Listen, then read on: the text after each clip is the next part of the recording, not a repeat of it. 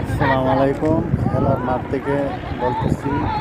এই যে আমাদের আল হায়দার কোম্পানির ছেলেদের খেলার আয়োজন করেছে। ম্যাচটি দেখার জন্য, উপভোগ করার জন্য আসছি। আরও অনেক দর্শক আসছে, আমিও আসছি।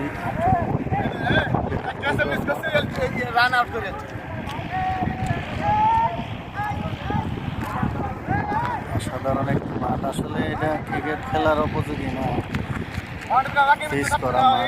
কিছু করার নাই, প্রবাসের মাঠে কিন্তু আর মাঠ পাওয়া যায় না। এই জন্য আমাদের ভাই বেড়াদার এই মাঠটিকে বেছে নিয়েছে, ওইখানেই খেলে। পাশে